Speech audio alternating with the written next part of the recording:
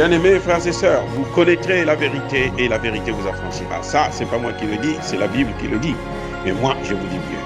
Vous connaîtrez la vérité historique, notamment celle de vos ancêtres kémites, et vous aurez une vision globale de ce que c'est que la vraie souveraineté politique. J'ajoute, vous reviendrez à la spiritualité africaine ancestrale et vous comprendrez les enjeux de l'indépendance économique. Et pour terminer, vous accepterez votre identité culturelle kémite et vous obtiendrez deux choses. La première, c'est la paix. La seconde, c'est le développement, à une condition. L'unité de toute l'Afrique noire, l'unité de tous les Noirs du monde entier. Otep à tous, bienvenue sur la chaîne des panafricanistes par essence, par conviction et par excellence. Celle des citoyens kémites par nécessité et obligation de combat. Nous sommes une chaîne qui n'est guidée que par nos ancêtres et rien que par les ancêtres qui appartiennent à l'égrégore du monde noir. Par conséquent, nous ne croyons en aucun Dieu venu de l'étranger. Toutefois, cette vidéo n'est aucunement destinée à inciter à la haine ou à la violence, car nous menons un combat qui est d'abord et avant tout spirituel, intellectuel et démocratique. Ensuite, il est politique, géopolitique et géostratégique, contre l'impérialisme, le colonialisme, le néocolonialisme et l'endocolonat, qui sont tous qualifiés de crimes contre l'humanité. Nous menons ce combat sur la base du principe fondamental que nous avons hérité de nos ancêtres kémites, qui est celui de la Mahat, c'est-à-dire solidarité, vérité et justice. Vous êtes donc en droit de connaître la vérité et nous avons l'obligation de vous dire la vérité, rien que la vérité, afin que justice soit rendue au continent africain. Et ça, c'est notre modeste contribution dans cette noble lutte en faveur de la souveraineté, la dignité, la solidarité et l'unité africaine. C'est exactement ça que nous appelons le panafricanisme. Bien-aimés frères et sœurs, vous vous êtes posé la question, est-ce que vous vous êtes posé la question de savoir pourquoi de plus en plus de voix s'élèvent au Nigeria, notamment au Sénat nigérien, contre l'idée même d'une intervention militaire de la CEDEAO au Niger, contre l'idée d'une intervention militaire du Nigeria au Niger. C'est-à-dire que, vous savez, quand Bola a commencé à voir les choses claires, quand il est sorti de l'effet de la drogue, il a crié, lui-même, Bola, là, il a crié, il a dit, mais faites tout pour me trouver une solution à l'amiable. Vous savez ce qui se passe? On a appris hier que 70% de la population nigériane appartient à une seule tribu. Et cette même tribu se retrouve au Niger à hauteur de 30%. Donc, en fait, le Niger et le Nigeria, ce sont deux pays inséparables. C'est parce que c'est le colon qui les a séparés. En fait, quand vous regardez bien, ce sont deux pays qui sont liés, historiquement parlant, ethniquement parlant. Donc, ça, c'est déjà un fait très grave, très important. Deuxième fait, le leader du mouvement séparatiste du Biafra, écoutez bien, Monsieur Nnamdi Kanu, il a parlé. Il dit, si le Nigeria envoie ses troupes au Niger pour faire la guerre contre le Niger, les forces du Biafra vont combattre aux côtés du Niger. Mawa, les baby. Écoutez bien. Vous voyez, est-ce que vous mesurez un peu la catastrophe qui va arriver? Vous savez ce qui s'est passé au Biafra? Le Biafra, c'est la guerre de Gaulle. C'est la guerre de la France. Le Biafra, c'est l'une des zones les plus pétrolifères au Nigeria.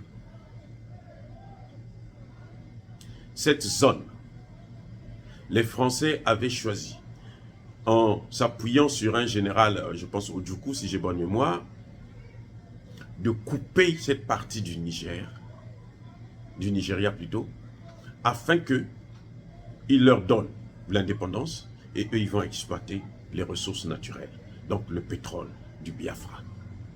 C'est le même schéma qu'ils ont voulu faire avec les tribus Azawad au Mali. On vous donne, les Touaregs là, on vous donne une partie du territoire, on vous donne un État, une autonomie. Mais cet État-là, en fait, c'est le nôtre. Nous, on va gouverner, nous, on va exploiter le pétrole. Les historiens, même pas besoin d'être historien pour savoir ça. Les Africains sérieux savent. Les Nigériens sérieux savent. Les Nigérians sérieux savent. Ils ont encore en mémoire la douleur que cette guerre leur a causée. Par la faute de qui? De cette même putain de France. Vous voyez comment un pays peut être d'année en année, d'éternité en éternité, qu'un pays de merde, un pays destructeur, un pays ravageur, un pays criminel. La France est un État criminel. Ce sont des criminels. J'affirme. Parce qu'on ne peut pas concevoir que la France passe tout son temps en Afrique à nous créer que des problèmes, des guerres, des pleurs. La France, chaque fois que la France intervient en Afrique, chaque fois que la France vient en Afrique, ce pays-là, soit il est condamné à s'appauvrir, comme on l'a fait avec le Niger. Le Niger est sur 92 pays, le Niger occupe la place, la 89e place des pays pauvres. Donc, ça dit que le Niger est le 3e pays le plus pauvre du monde. Et c'est le 4e pays producteur de l'uranium au monde. Et combien coûte le kilogramme d'uranium? 137 000 dollars américains. Et la France achète l'uranium du Niger à combien? 25 ou 27 000. Quand elle est gentille, à 27 000 dollars. Vous voyez, de 137 à 27 000. Elle ne paye même pas le tiers. Même pas le quart. Elle paye le 1/5e, 1/6e. Sans compter les exonérations fiscales. Puisqu'elle reçoit au Niger près de 30 millions d'exonérations fiscales. Cette putain de France-là. 30 millions d'exonérations fiscales. Chez elle, une ampoule sur 3 s'allume avec l'uranium du Niger. Et au Niger, 90% de la population n'ont pas d'électricité. Donc, la France veut faire exactement ce qu'elle a fait au Biafra, ce qu'elle a fait dans tous les pays africains. Dans tous les pays africains. La France est un État terroriste. Je pense que Bola Tinubu l'a compris maintenant. Je pense que les pays africains, en Afrique centrale, qui sont en train de vouloir aider la France à aller dans le sens de la destruction, de la guerre au Niger, qu'ils sachent, leur tour viendra. Je l'ai toujours dit, tout se paye. Le Mali, là, pas celui de Assimi Goïta. Le Mali est l'un des pays qui a soutenu Alassane Ouattara. Le Burkina Faso, c'est au Burkina Faso qu'on préparait les terroristes, là, les rebelles. Guillaume Soro peut bien vous l'expliquer, puisque Guillaume Soro était leur maître. Il a bien dit, nous avons pris les armes pour sauver, pour apporter Alassane Ouattara au pouvoir. Guillaume Soro, là, un autre tueur en cabale. Aujourd'hui, qu'est-ce que vous voyez?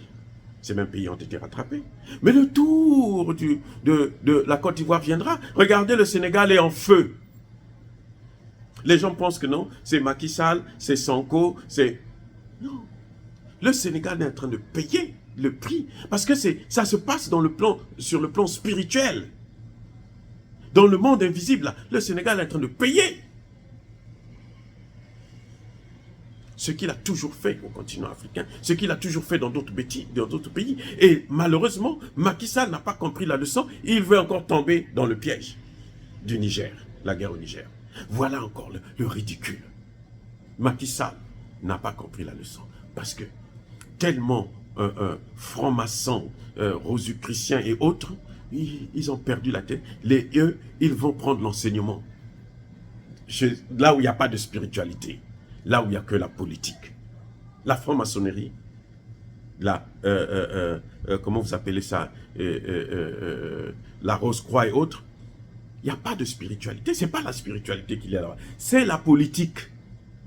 Mais nous parlons de la spiritualité. Nous parlons de la spiritualité. Donc voilà, on part. C'est-à-dire que les Occidentaux vont faire d'une pierre deux coups. Parce qu'ils ont toujours dit que le Nigeria aussi est trop grand et trop peuplé. Que les Nigériens plutôt, puissent savoir ça. Que Bola Tinubu puisse le savoir. S'il n'a jamais su ça, nous on le lui dit parce que nous sommes des chercheurs. Les Occidentaux là, ils ont toujours dit, le Nigeria est trop grand et trop peuplé. Donc il faut le diviser, il faut le couper en morceaux. Cette guerre sera une occasion pour faire d'une pierre deux coups.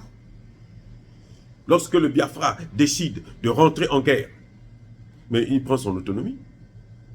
C'est ça l'autonomie. Mais vous croyez qu'il va être soutenu par qui? Mais parfois par les mêmes. Ou bien ils vont être soutenus par la Russie.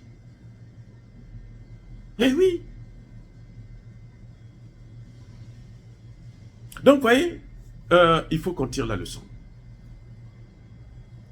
Il faut que les pays africains s'organisent. Après cette crise-là, les pays africains doivent s'asseoir avec leur population pour décider de rompre les relations diplomatiques. Je dis bien rompre les relations diplomatiques avec la France. C'est la seule solution. Si on veut la paix, là, il faut se débarrasser des gens qui vous dérangent, des gens qui ne vous arrangent pas, des gens qui vous emmerdent. Il faut se débarrasser d'eux. Après tout, même quand on est marié, il y a le divorce qui existe. Parce qu'on ne supporte plus l'autre, on divorce. Nous ne supportons plus cette putain de France. On emmerde Emmanuel Macron. On l'envoie balader. Qu'il aille se faire enculer chez lui-même en France, au lieu de continuer à nous faire couler les larmes, à nous faire couler le sang.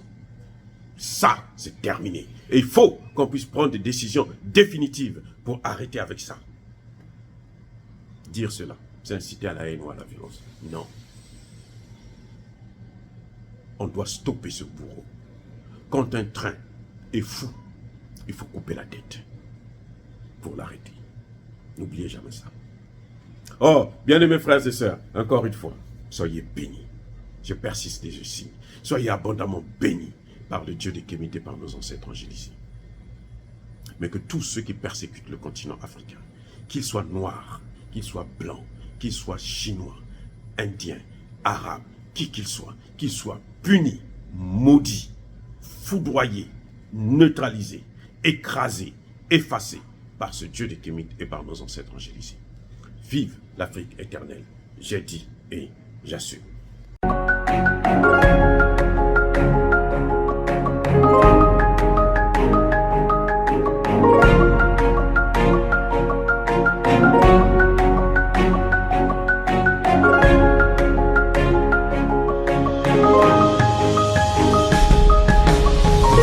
Eux, ils marchent par la foi et non par la vue.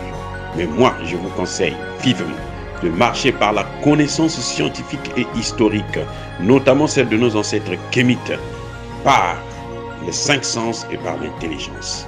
À vous, Apia.